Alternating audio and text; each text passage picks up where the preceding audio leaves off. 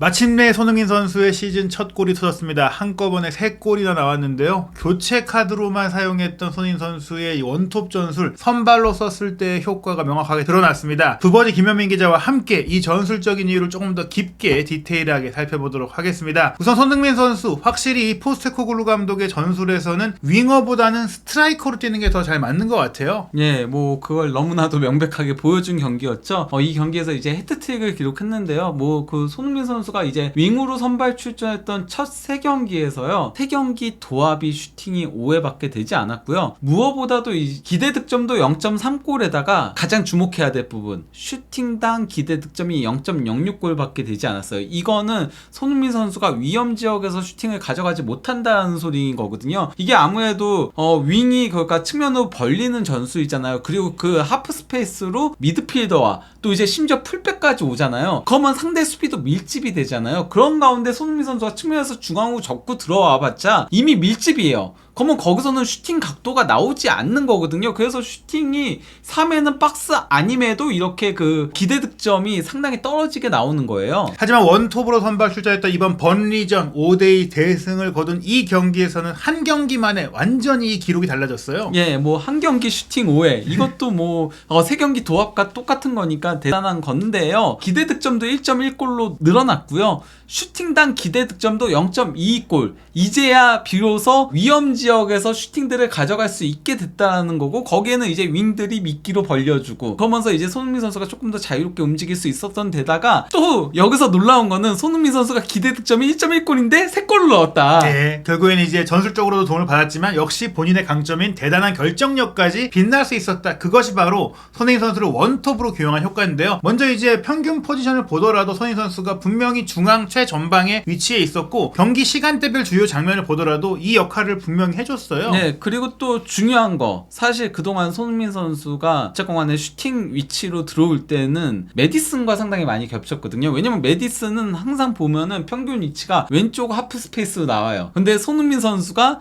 그쪽으로 들어오면은 결국 겹칠 수밖에 없는 문제가 있는데, 톱에 서게 되니까 손흥민 선수가 약간 오른쪽 하프 스페이스로 가게 되죠. 예. 그러면서 둘이 자연스럽게 위치도 분담이 되는 겁니다. 네, 어떻게 보면 4-4-2로 봐서 손흥민 메디슨이 약간 교차되는 중앙 공격수고, 솔로몬 클루세스키가 벌려있는 형태가 되니까 손흥민 선수가 분명히 동선의 제한을 덜 받게 되는데요. 전반 8분부터 일단은 손흥민 선수가 연결된 조금 이제 공격 장면이 있었어요. 예, 거기다가 이제 손흥민 선수가 오른쪽에 가니까 또 좋은 부분이 하나가 있는 게 어떤 거냐면요. 포로가 패스 능력은 상당히 좋잖아요. 예. 포로가 손흥민 선수한테 볼 배급을 굉장히 잘해주더라고요. 그 대표적인 장면 중에 하나인 건데, 포로가 이제 손흥민 선수한테 길게 패스를 찔러준 거를 손흥민 선수가 반대편으로 길게 넘겼고, 여기서 이제 우도지가 크로스를 올린 거를 솔로몬이 슈팅을 가져갔으나 이제 오세이의 6탄 방어에 막혔던 거였고요. 그리고 또 이제 그 12분경에는 이거 손흥민 선수가 최근 들어서 상당히 등지는 플레이를 잘하고 있죠. 그러면서 네. 원톱에서도 적응하는 모습들을 보여주고 있는데요. 특히 맨유전 이제 골 장면이 이제 손흥민 선수가 등지는 플레이에서 나왔던 거였잖아요. 근데 이번에도 그때도 로메로가 패스를 예. 줬었는데, 이번에도 로메로가 패스를 줄 때 손흥민 선수가 등진 상태에서 바로 이제 그 센스 있게 패스를 찔러줬고, 포로가 이제 받아서 드리블 돌파를 감행했으나 막히는 장면이었지만은 손흥민과 포로 사이에 그 연계 플레이를 볼 수 있었던 거였죠. 그리고 또 이제 16분경에 또다시 포로가 대각선 길게 전진 패스를 쭉 줬고, 이를 받은 손흥민 선수가 솔로몬한테 패스를 센스 있게 내준 다음에요.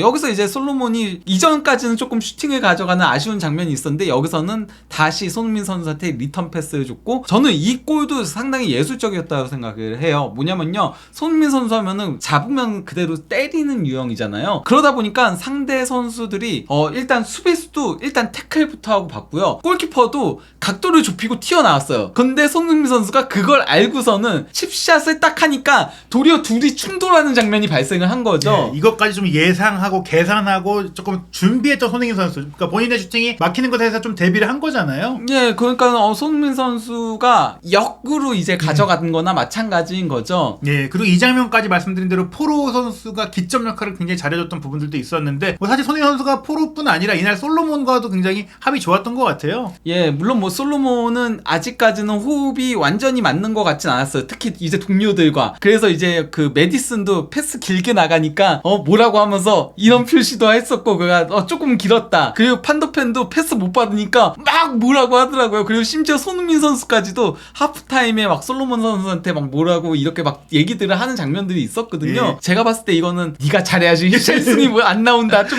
이런 것도 있는 그러니까 조금 더 애정어린 좀 예. 이제 약간 지적이죠. 조언 같은 조언 거. 같은 거죠. 예. 그리고 사실 첫 선발 출전이니까 그쵸. 완전히 맞을 수도 없는 거긴 했어요. 근데 어쨌건 간에 그 30분경에 메디슨이 이제 그 솔로몬 선수한테 패스 줬고 여기서 이제 그 솔로몬이 이제 손흥민 선수한테 횡패스를 준 거예요. 손흥민 선수가 여기서도 이제 수비와 이제 경합되어 있는 과정에서 백패스를 준 거고 사르가 슈팅을 가져갔으나 오세이 맞고 흐른 거를 또 이제 메디슨이 슈팅을 가져간 게 골키퍼한테 막힌 거였죠. 그리고 또 이제 그 45분경에는 메디슨이 이제 프리킥을 올린 거를 로메로가 헤딩으로 떨궈줬는데 손흥민 선수가 여기서 침투 타이밍이 상당히 좋았으나 골키퍼가 먼저 잡아내는 장면이었죠. 전반전 추가 시간 1분경에 사르가 볼을 끌고 가다가 메디슨한테 패스를 줬고 여기서 이제 메디슨이 손흥민 선수한테 패스를 준 거를 손흥민 선수가 슈팅을 가져갔으나 이게 수비 맞고 그대로 이제 코너킥으로 연결이 됐습니다. 예, 그리고 그 코너킥에서 이어진 공격 장면을 통해서 토트넘이 역전골을 넣으면서 전반전을 마칠 수가 있었어요. 그리고 또 이제 47분경에는 포로가 여기서 이제 패스를 상당히 잘 줬고 클룹세스키가 다시 이제 그 침투에 들어가는 손흥민 선수를 향해 전진 패스를 찔러줬으나 손흥민 선수의 터치가 조금은 길게 나오면서 그 각도를 좁히고 나온 골키퍼한테 막히는 장면이 있었죠. 예. 그래도 이것도 상당히 과정 자체가 좋았고 손흥민 선수가 빈 공간으로 상당히 잘 들어가는 그리고 이제 수비의 홀과 홀 사이라고 얘기를 하거든요. 그 공간을 상당히 잘 공략하는 모습들을 볼 수 있었고요. 그리고 또 이제 그 49분경에는 우도지 선수가 일단 뭐 드리블을 치고 쭉 가다가 전진 패스를 준 거를 손흥민 선수가 이제 백패스로 내줬고 솔로몬이 여기서 다시 전진 패스를 준 거를 메디슨이 잡아서 접고 슈팅으로 가져갔으나 골키퍼 선방에 막혔습니다. 그 많은 공격 장면에 손흥민 선수가 이제 허브 역할도 하고 기점 역할도 하고 뭐 패스도 하고 여러 가지로 이제 관여를 많이 하는 장면을 볼 수가 있어요. 네. 그런데 이제 저는 가장 인상적이었던 장면 중에 하나가 이거였는데요. 54분경에 손흥민 선수가 이제 수비가 후방에서 빌드업을 할 때 빠르게 달려가가지고 압박을 하니까 수비가 당황해가지고 골키퍼한테 위험천만한 이제 횡패스를 줬고요. 여기서 손흥민 선수가 멈추지 않고 또 골키퍼한테 압박을 갔어요. 골키퍼가 급하게 거의 걷어내듯이 측면으로 보낸 거를 이제 우도기가 가로채에서 메디슨한테 패스 줬고 이를 받은 메디슨이 이제 강력한 오른발 중거리 슈팅으로 골을 넣은 거였죠. 사실 뭐 그 슈팅 자체가 대단히 좋기도 했지만 이 손흥민 선수가 9번 자리에서 이런 압박 역할까지도 잘해준다. 이것도 어떻게 보면은 히샬리송의 장점 중에 하나가 압박이긴 했었는데 이 정도까지 압박을 해준 것은 손흥민 선수가 좀 더 좋지 않았느냐 이런 생각도 들었습니다. 그리고 또 이제 포스테코글루 감독의 전수에서 공격수의 압박은 매우 중요하다고 할 수 있죠. 그리고 또 이제 그 63분경에 우도기가 이제 패스를 줬고 이를 받은 솔로몬이 드리블을 쭉 치고 가다가 컷백을 내준 거를 손흥민 선수가 오른발 논스톱 슈팅으로 골을 추가를 한 겁니다. 그리고 또 이제 67분경에 이 패스는 진짜 감탄이 나오는 패스였습니다. 포로가 대각선 스루 패스를 찔러준 게 이게 감겨서 갔죠. 그래서 네. 손흥민 선수한테 정확하게 배달이 됐고 이때 그 손흥민 선수도 그 특유의 수비 뒷공간 파헤치는 거 옵사이드 탭을 깨는 거 상당히 움직임 좋았죠. 그러면서 받아내서 그대로 치고 가다가 정교한 왼발 슈팅으로 골을 넣은 거였습니다. 이 골로 이제 해트트릭을 완성하면서 조금은 이른 시간에 포스테코글루 감독이 손흥민 선수를 빼줬는데 사실 뭐 공격수들이 이렇게 크게 이기는 경기를 교체당하면 기분이 안 좋을 수 있지만 해트트릭을 달성했다면 그때는 웃으면서 나올 수가 있어요. 예. 72분에 손흥민 선수가 나오고 히샬리송이 수입이 됐는데 문제는 히샬리송이 들어간 이후에는 별다른 활약이 또 없었고 여러 가지로 이제 손흥민 히샬리송이 원톱 역할로서 크게 비교가 됐다라는 겁니다. 일단 뭐 이거는 히샬리송 선수의 선발 출전 기록들인 건데요. 그러니까 리그 3경기와 그리고 이제 리그컵 경기까지 포함을 한 건데요. 일단 패스 성공률을 보시면은 다 처참하죠. 72%, 64%, 77%, 심지어 리그컵에서는 골을 넣긴 했지만은 29%밖에 되지 않았었고요. 그리고 또 이제 소유권의 히든 횟수, 그러니까 포세션 로스트 너무 많았죠. 13회, 15회, 11회, 그리고 리그컵에서는 19회. 이거는 좀 선을 넘은 소유권 많은 상실 숫자라고 할 수 있겠고요. 또 여기에 더해서 그라운드볼과 공중볼 경합 승률도 상당히 처참했죠. 일단 그 브렌트포드하고의 개막전에선 그라운드볼 8번 경합해서 3번 성공, 그리고 공중볼 5회 경합해가지고 한 번도 성공시키지 못하면서 두 개를 합친 수치가 경합 승률이 23%밖에 되지 않았었고요. 맨유전은 진짜 처참했죠. 그라운드볼 7회 경합해서 1회 성공, 공중볼 5회 경합해서 단 한 번도 성공시키지 못하면서 8%. 이거는 선수라고 할 수 없는 수치고요. 그나마 그래도 본머스전은 조금 나아졌죠. 그라운드볼 7회 시도에서 2회, 그리고 또 이제 공중볼 5회 시도에서 2회였던 거였는데요. 뭐 그럼에도 여전히 상당히 낮은 수치였다라고 할 수 있죠. 41.7%가 나왔고, 이제 풀럼과의 카라바오 경기는 조금 이제 그라운드볼 경험에서 많이 이기면서 올라오긴 했지만, 뭐 이거는 이제 팀의 상황을 또 봐야 될 것 같고요. 상대 팀의. 반면 이제 그 손흥민 선수 같은 경우는 일단 패스 성공률 82%가 나왔죠. 무엇보다도 소유권을 잃은 횟수가 5회밖에 되지 않아요. 그러니까 이제 최전방 공격수는 키핑하는 게 굉장히 중요하잖아요. 그러면서 이제 피딩 플레이 같은 것들도 상당히 중요한데 손흥민 선수가 그런 것들을 기대 이상으로 너무나도 잘해주고 있다는 거죠. 거기다가 이제 손흥민 선수가 상대의 그 수비 공간을 너무나도 잘 들어가다 보니까 득점 찬스 리시브가 가장 많이 기록을 한 거죠. 또 이제 패스 네트워크를 보더라도 이게 그 보라색이 조금 위협적인 패스를 한 기대 위협과 관련된 패스인 거거든요. 솔로몬은 확실히 패스의 줄기가 굵진 않아요. 그러니까 패스를 손흥민 선수한테 많이 준 건 아니지만은 그래도 그 하나하나가 매우 위협적이었다라고 할 수 있고요. 포로는 굵기도 하면서 보라색이까지 합니다. 결국에 이제 왼쪽에 솔로몬, 오른쪽에 포로 선수가 전방에 있는 손흥민 선수에게 좋은 패스를 많이 줬고, 또 그게 가능했던 게 손흥민 선수의 좋은 위치 선정과 또 등지는 플레이와 또 연계 플레이를 통해서 손흥민 선수가 좀 원톱의 그 역할을 굉장히 잘 수행했다는 것이 이런 기록으로도 드러나는 겁니다. 그리고 또 이제 손흥민 선수가 상당히 이 경기에서 미친 듯한 압박을 보여줬거든요. 그러면서 결국 메디슨의 골에도 이제 관여를 했던 거였는데 이 경기에서 72분 뛰고 스프린트 27회. 이게 독보적입니다. 풀타임을 소화하지 않았음에도 불구하고 토트넘에서 출전한 모든 선수들 중에서도 그야말로 압도적인 스프린트 횟수를 기록을 했어요. 거기다가 뭐 활동량도 8.09km면은 상당히 많이 뛴 거죠. 이게 왜냐면 90분을 소화한 게 아니니까요.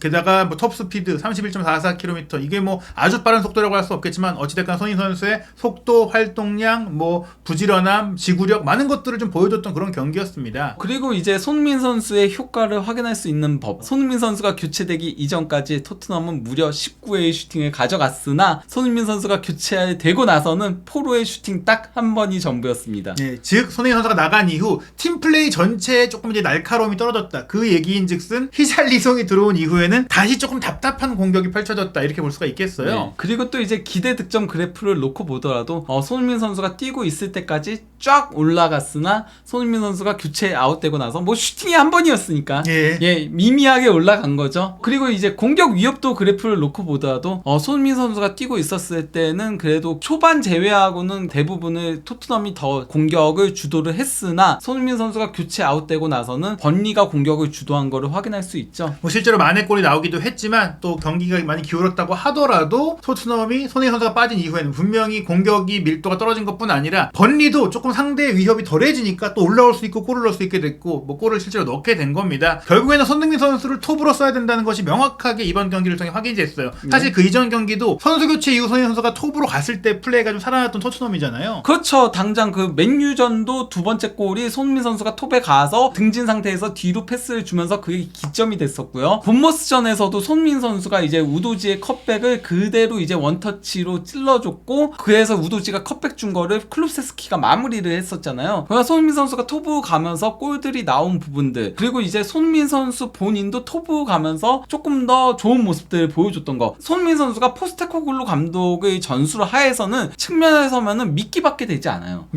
그런 거보다는 그래도 토트넘에서 가장 슈팅이 강하고 가장 결정력이 좋은 선수가 손흥민 선수잖아요. 그러면 손흥민 선수를 톱에 배치시키면서 최대한 많이 슈팅을 가져가게. 안 그래도 포스테코글루 감독의 축구는 풀백들이 오버래핑에 올라가서 들어가서 크로스를 올리는 축구가 아니에요. 예. 도리어 접고 들어오는 축구거든요. 언더래핑을 하죠. 예, 그렇기 때문에 손흥민 선수가 다른 그런 기존의 뭐 원톱 공격수들, 그러니까 타깃형 공격수들처럼 공중볼 오는 걸 헤딩으로 받아낼 이유가 없어요. 예. 그냥 그 사이사이 공간을 들어가고 그리고 거기서 등진 상태에서 피딩만 해줘도 되는 거거든요. 그렇기 때문에 지금 손흥민 선수가 톱에서 좋은 모습들을 보여주고 있다라고 생각을 해요. 예.